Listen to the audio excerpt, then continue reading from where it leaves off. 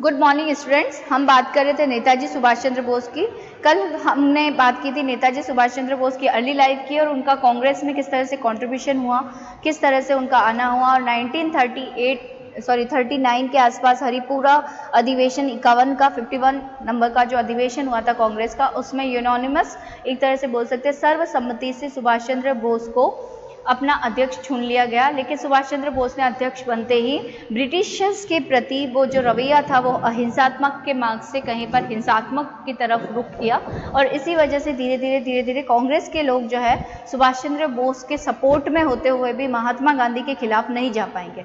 आज देखेंगे हम सुभाष चंद्र बोस के क्या क्या डिफरेंसेस थे और क्या महात्मा गांधी किस तरह से सुभाष चंद्र बोस को पसंद नहीं करते थे। पसंद नहीं इन द सेंस उनका जो तरीका था। अगर हम लोग बात करें महात्मा गांधी, किसकी बात करें? महात्मा गांधी की, और एक तरफ बात करें सुभाष चंद्र बोस की, तो दोनों का ही जो एम था that is independent of India, लेकिन एक तरह से वायलेंस और एक तरह से नॉन वायलेंस। यानी कि हम बोल सकते हैं गांधी जी के जितने भी रवैये थे, जो भी एक्शन थे, वो अहिंसा के मार्ग पर चलते थे। लेकिन सुभाष चंद्र बोस ने बोला कि जिस तरह से ब्रिटिशर्स को बिल्कुल भी नहीं लगता हमारे ऊपर हिंसा करने में, भाई बहुत ही दमनात्मक कार्रवाई होती थी ब्रिटिशर्स की इंडियंस के प्रति, तो सुभाष चंद्र बोस ने बोला कि आपने सुना ही होगा महात्मा गांधी बोलते थे कि अगर आपके सामने अगर कोई आपके ऊपर एक तमाचा लगाता है, एक थप्पड़ उठाता है, तो दूसरा गाल भी सामने कर दो और तब तक करते रहो जब तक कि सामने वाले के हृदय में आपके लिए दया का भावना है। लेकिन ऐसा कुछ नहीं होना था। सुभाष चंद्र बोस को लगा था, सुभाष चंद्र बोस को लगा कि धीरे धीरे हमने ब्रिटिशर्स के अकॉर्डिंग ब्रिटिशर्स को अपने सर पर इतना बिठा दिया है कि उन्हें ये नहीं पता कि हम भी ह्यूमन बीइंग है, हम भी इंसान है, हमें वो जानवरों की तरह ट्रीट करते हैं। इसीलिए अब वही करेंगे जो कि उन्हें उनकी भाषा में ही जवाब देना होगा। तो सुभाष चंद्र बोस जब हरिपुरा अधिवेशन में अध्यक्ष बने तो उन्होंने सीधा सीधा बोल दिया कि मैं एक आर्मी बनाऊंगा, वेपन्स मंगवाए जाएंगे, यूरोपियन कंट्रीज जो है जिसमें जर्मनी, जापान, इटली, रूस, ये हमारा क्या करें, रूस नहीं, ये सारी हमारा क्या करेंगे, सपोर्ट करेंगे ब्रिटिशर्स के प्रति अगेंस्ट हमारी कार्रवाई करने के लिए। तो ये सारी चीजें हमने बोली थी। 1939 में कंटेस्टेड यानी वापस से इलेक्शन हुए और प्रेसिडेंट फॉर सेकेंड टाइम कौन? सुभाष चंद्र बोस। 1938 में फर्स्ट टाइम बने थे, मैंने बताया था आपको 1938 में हरिपुरा अधिवेशन में हुए और उसके बाद में 1939 में again he choose for the president for second time. अब महात्मा गांधी उनके क्या थे? अगेंस्ट थे और महात्मा गांधी के अगेंस्ट होने की वजह से कांग्रेस की पार्टी के जो 12-15 सदस्य होते थे, इन लोगों ने सुभाष चंद्र बोस को एज ए प्रेसिडेंट काम करना मना कर दिया। और जब इस तरह से कोई प्रेसिडेंट के साथ में काम करने में मना कर दे तो सुभाष चंद्र बोस ने जीतने के बावजूद भी इस पर रिजाइन कर दिया, क्योंकि इम्पॉसिबल टू वर्क। यानी कि एक तरह से कांग्रेस किस तरह से काम करेगी अगर वो प्रेसिडेंट को ही पसंद नहीं कर रही है। कांग्रेस से इस्तीफा देकर सुभाष चंद्र बोस ने एक फॉरवर्ड ब्लॉक नामक संस्था की स्थापना की। ये कई बार पूछा जाता है कि फॉरवर्ड ब्लॉक जो है वो संस्था की स्थापना करने वाले कौन व्यक्ति थे, तो वो कौन थे? सुभाष चंद्र बोस। उसके बाद में हम लोग देखते हैं पार्टिंग ऑफ द वेज, यानी कि अब इन्होंने अपना रास्ता अलग चुन लिया था। उन्हें पता चल गया था कि कांग्रेस एक बड़ी संस्था है जिसके मार्ग पर, भाई सुभाष चंद्र बोस ने कांग्रेस को क्यों चुना था? क्योंकि कांग्रेस ऐसी पार्टी थी जो कि पूरे इंडियंस का प्रतिनिधित्व कर रही थी। तो हिंसात्मक अगर रवैया अपना ले तो ब्रिटिशर्स को उनका एरिया छोड़कर जाना पड़ेगा। लेकिन जब महात्मा गांधी जैसे व्यक्ति थे जो कि अहिंसा के मार्ग पर चलने वाले थे, उन्हें बिल्कुल हिंसा पसंद नहीं थी, तो बहुत कम टाइम में, ऑलरेडी हम लोग टाइम गंवा ही रहे थे, तो सुभाष चंद्र बोस ने अपने रास्ते कांग्रेस से और महात्मा गांधी से अलग कर दिए। Next, second world war. आपको अच्छे से पता है कि 1939 में, कब? 1939 में सेकेंड वर्ल्ड वॉर स्टार्ट हो चुका था, 1945 तक चला, आपको अच्छे से पता है। सितंबर 1939 में सेकेंड वर्ल्ड वॉर स्टार्ट हुआ और एक तरह से सुभाष चंद्र बोस को लगा कि ये हमारे लिए बहुत ही गोल्डन अपॉर्चुनिटी है कि ब्रिटेन की, वैसे भी यूरोपियन कंट्रीज जो है बैंड बजा रही है, उसके अगेंस्ट है, और इसी टाइम अगर इंडिया भी ब्रिटिशर्स के खिलाफ कार्रवाई कर ले तो ब्रिटेन वालों को इंडिया छोड़कर जाना पड़ेगा। लेकिन हमारे गांधी जी का कुछ और विचार था। भाई सुभाष चंद्र बोस ने क्या बोला, जो मैंने अभी जस्ट बताया। सुभाष चंद्र बोस ने बोला कि सुभाष का जो मानना था, सुभाष चंद्र बोस का, वो सीधा ये था कि इंग्लैंड के प्रति बहुत सारे हमारे जो धुरी राष्ट्र है वो क्या है, अगेंस्ट लड़ रहे हैं। अब इंग्लैंड क्या है, इसकी जो एक तरह से बोल सकते हैं स्थिति कमजोर है, ठीक है, कहाँ पर, यूरोप में।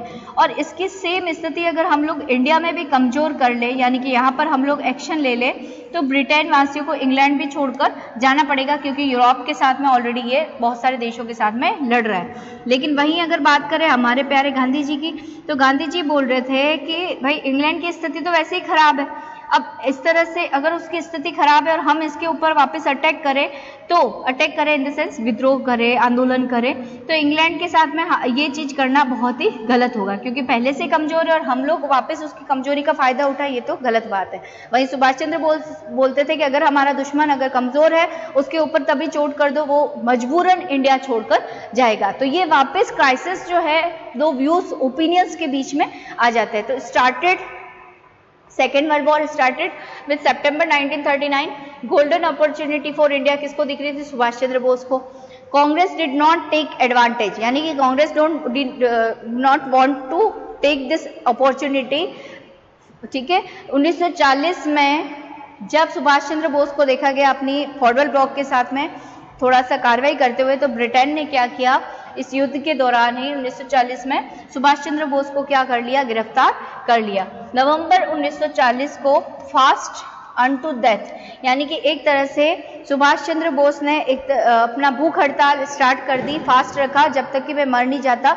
इस टाइम सुभाष चंद्र बोस के इंडिया में इतने ज़्यादा फॉलोवर्स हो गए थे कि ब्रिटिशर्स को लगने लगा कि गांधी, जिस तरह कभी गांधी जी के बारे में बोलते थे कि जो हार्ड मास का इनका जो शरीर है, ठीक है, 40, 45, 50 किलो का, ये जो है अगर नहीं रहा तो इंडिया में एक तरह से जुनून, एक तरह से आग बोलते हैं ना, आग गोले बरसने शुरू हो जाएंगे, क्योंकि हम लोगों को रोक नहीं पाएंगे।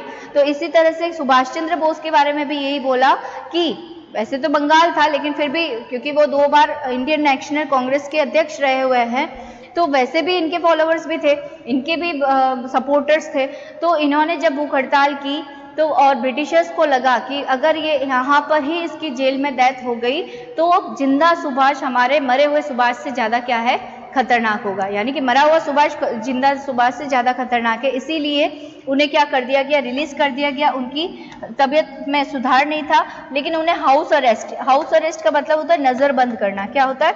नज़रबंद करना। तो हाउस अरेस्ट कर दिया गया, नज़रबंद 1940 में।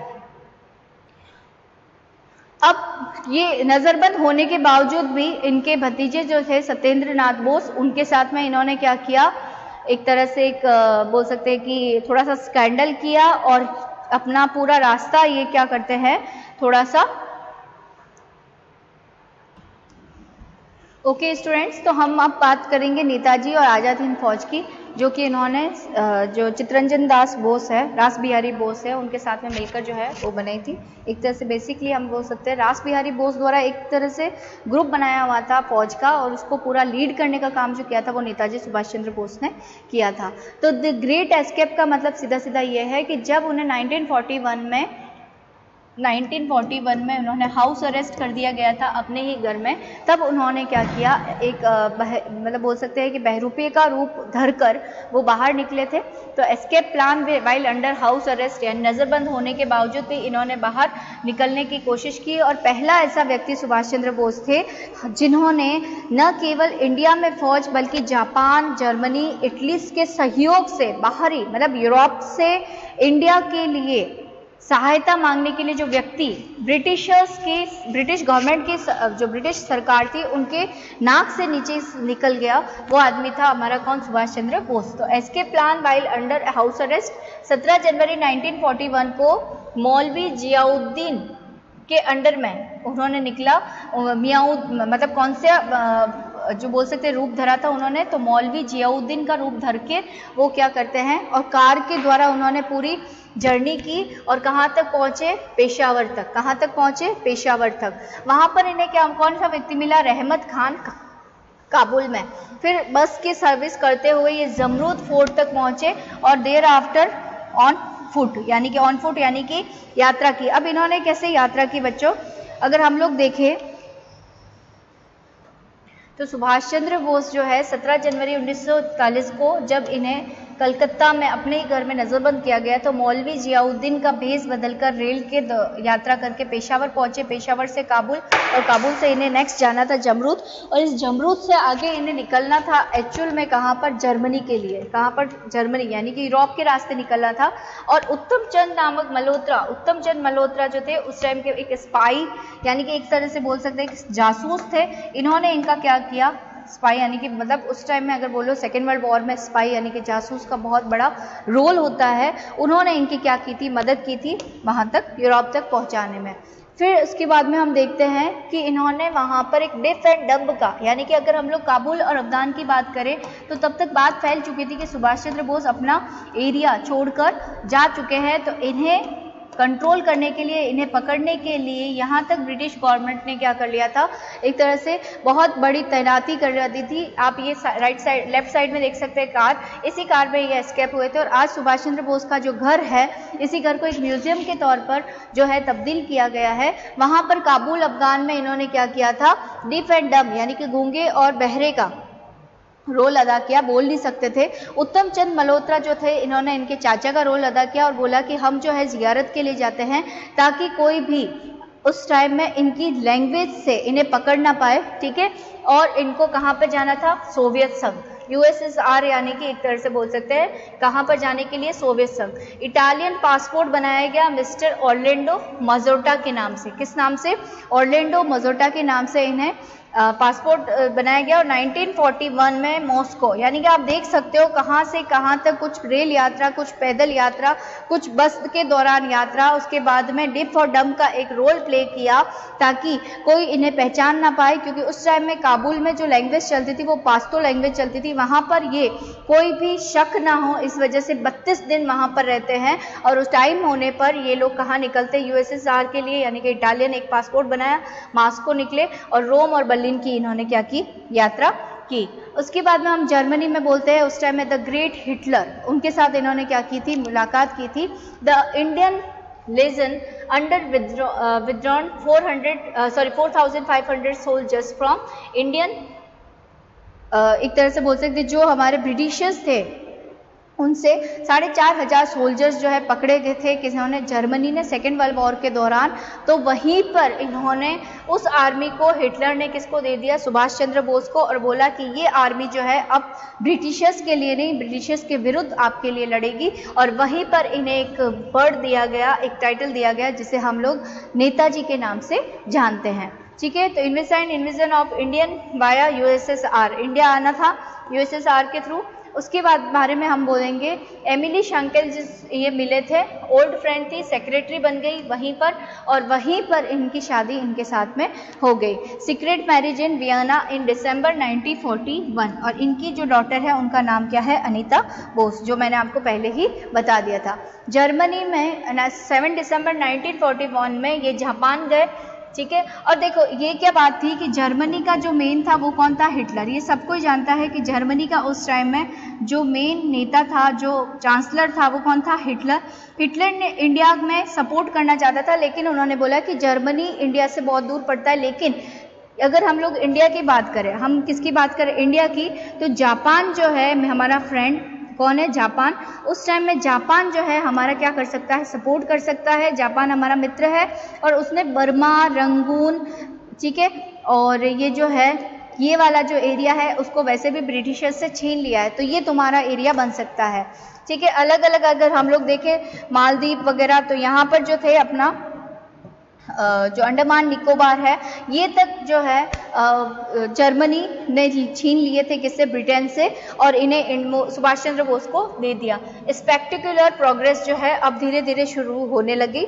नेक्स्ट हम देखते हैं डिसइल्यूजन विथ हिटलर, यानी कि हिटलर नॉट वेरी एंथुसियास्टिक, यानी कि हिटलर जो है सुभाष चंद्र बोस के अकॉर्डिंग चले नहीं। सुभाष चंद्र बोस उस टाइम, हिटलर जो था, ऐसा अगर सेकेंड वर्ल्ड वॉर आप पढ़ो तो उसमें हिटलर का और मुसोलिनी का इतना ज़्यादा आतंक फैल चुका था कि हर कोई देश इन दोनों देशों से, इन दोनों व्यक्तित्व से, इन दोनों लीडर्स से डर रहा था। लग रहा था कि लगभग इनकी जीत जो है तय है, पर उसी दरमियान हिटलर ने रूस पर आक्रमण कर दिया, जो कि एक तरह से हिटलर की हार सिद्ध हुई, हिटलर की बहुत बड़ी भूल सिद्ध हुई।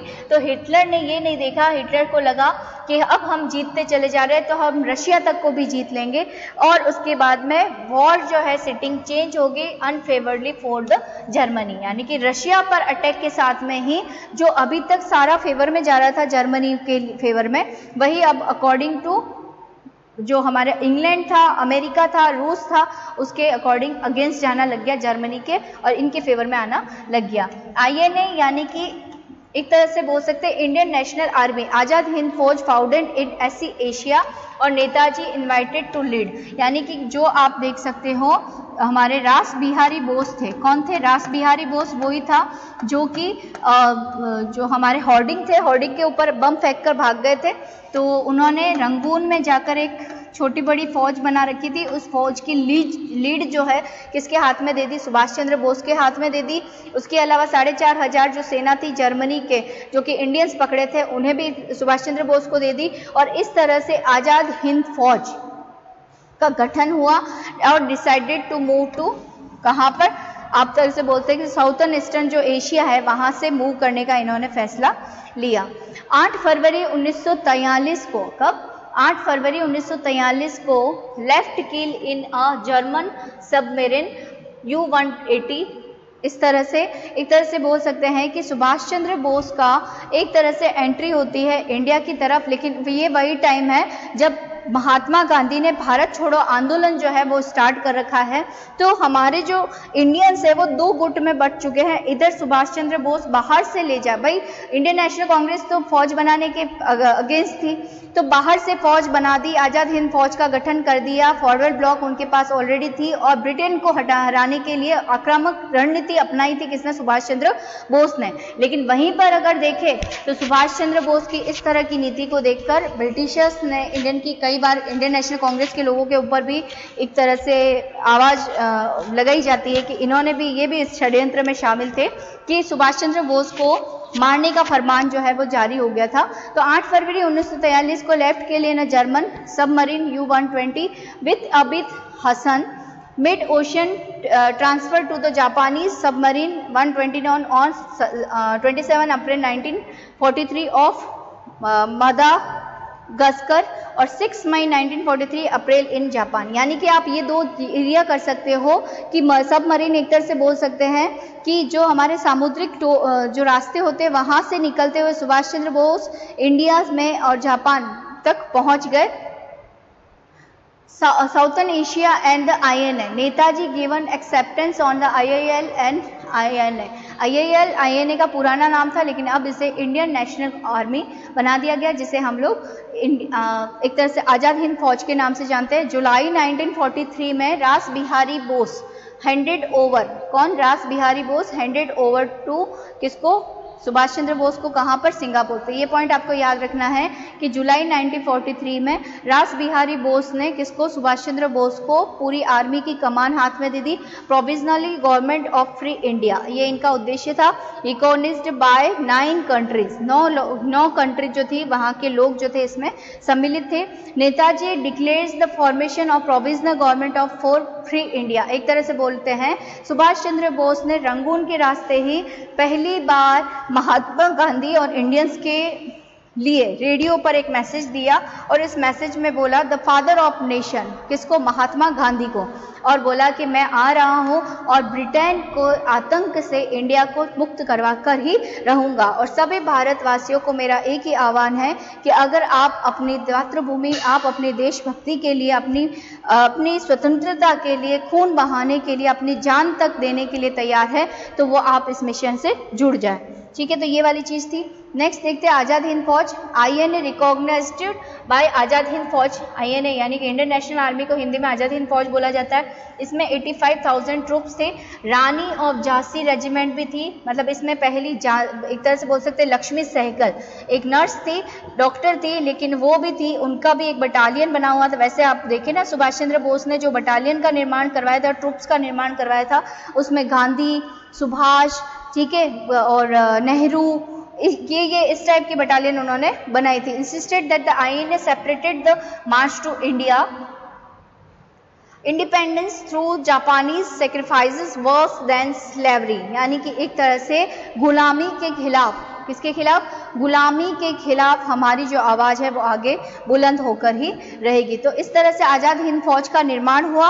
अगर हम लोग नेक्स्ट देखें, द आज़ाद हिंद फौज का एक गाना है, कदम कदम बढ़ाए जा, और ये चीज़ बताई थी। देखो, जब हम किसी को भी दरकिनार करते हुए एक तरह से डिसिप्लिन में आते हैं, और इस तरह के गाने जब हमारे आज भी पेट्रोटिक सॉन्ग बजते तो हमारा जो खून है वो कहीं ना उबाल मारता है। तो वही वो टाइम था जबकि गुलामी की सरहदों पे हम रहते थे। तो यही चीज़ है, ठीक है। तो आज़ाद हिंद फौज का चलोगे दिल्ली, ये नारा था। अगर आपसे पूछा जाए आज़ाद हिंद फौज का गाना कौन सा था, तो कदम कदम बढ़ाए जा। आज़ाद हिंद फौज का जो नारा था वो क्या था? चलो दिल्ली। उसके बाद में आज़ाद हिंद फौज में एक बालक सेना का भी निर्माण था, छोटी सेना थी। ये जो बालक सेना थी ना, छोटी छोटी काम जो है वो करने, सपोर्ट के लिए काम किया करती थी। और आज़ाद हिंद फौज जो है INA fought battles during March two Imphal and Kohima, Kohima को जीता, इम्फाल को जीता। इम्फाल के थ्रू, भाई ये जब कहाँ से एंट्री होती है तो यहाँ पर नॉर्थन जो एरिया है यहाँ से रंगून वाला एरिया इन्होंने करेक्ट किया। तो पहले बैटल्स जीती कौन सी? इम्फाल की और कोहिमा की, ब्रिटिशर्स को दरकिनार किया। अंडमान निकोबार को जीता। Retreat after Japanese defeat in Imphal and Kohima, major portion surrendered by at, major जो पोर्शन था वो सरेंडर हो गया। Fall of the Rangoon, Netaji pursued to the lead for Malaya, यानी कि अब इन्होंने इतनी ज़्यादा जो है इम्फाल को जीता, कोहिमा को जीता, अंडमान निकोबार इनके पास आ गया। जापान जो है बेसिकली जापान ने सपोर्ट क्यों किया? क्योंकि वो जर्मनी के सपोर्ट में था, ठीक है। और जर्मनी के कहने पर ही जापान ने इंडिया का सपोर्ट किया, यानी नेताजी का, सुभाष चंद्र। भाई आप देखो, नेताजी को जितना पढ़ोगे उतना कम है। मैं तो चाहती हूँ कि आप एक्स्ट्रा और पढ़ो, क्योंकि नेताजी हो गए, स्वामी विवेकानंद हो गए, सरदार भगत सिंह हो गए, चंद्रशेखर आज़ाद हो गए। ये इंडिया की ऐसी पर्सनैलिटी है जिससे यूथ कुछ ना कुछ सीख सकता है। तो नेताजी मलाया तक चले गए। और उसके बाद में आप देखेंगे 1945 में जापान ने सरेंडर कर दिया। बताया था मैंने, हिटलर ने decision to proceed to Russia जाने के लिए। Journey in Japanese bomber from Saigon, companion colonel Habib ur Rahman, उन्होंने इनका सपोर्ट किया। और एक तरह से बोल सकते हैं कि जब जापानी इनके हाथ से निकल गए उसके बाद में, और जब हिटलर ने सरेंडर कर दिया तो किसी भी तरह से नेताजी को सहायता नहीं मिली। राहत कोष भी था इनके पास, पैसा भी था, वो जितनी भी सेना थी उनको एक तरह से सुसाइड के लिए तो नहीं छोड़ सकते थे। इसी वजह से नेताजी ने 18 अगस्त 1945 को, कब? 18 अगस्त 1945 को बोला जाता है कि इन्होंने डिसाइड किया कि ये जापान जाएंगे। लेकिन उसी टाइम प्लेन क्रैश हुआ और कुछ टाइम बाद में बोला जाता है कि ताइवान नामक स्थान पर इनकी डेथ हो गई। वैसे अगर मैं बता दूं, इनकी डेथ आज भी मिस्टीरियस है, नहीं पता सुभाष चंद्र बोस के लिए ये किसने किया था जब वो चुपचाप जा रहे थे, किसने इनका हत्याकांड का पूरा आरोप वैसे तो ब्रिटिशर्स के ऊपर लगाया जाता है, लेकिन कई जने जो इंडियन नेशनल कांग्रेस थी उनके कुछ लोगों के ऊपर भी लगाते हैं। तो इनका ये जिंदा थे नहीं थे, किस तरह से इनकी डेथ हुई, क्या कई जने इसे बोलते हैं कि ये इंडिया में भी आते थे आज़ाद होने के बाद में भी। 1947 तक तो हमको आज़ादी मिल ही गई थी, लेकिन हम सुभाष चंद्र बोस के जितने भी कंट्रीब्यूशन है, उनके सेक्रीफाइसेस है, उनको नहीं भूल सकते। तो आज की क्लास इतना ही। Thank you so much. Jai Hind, जय भारत।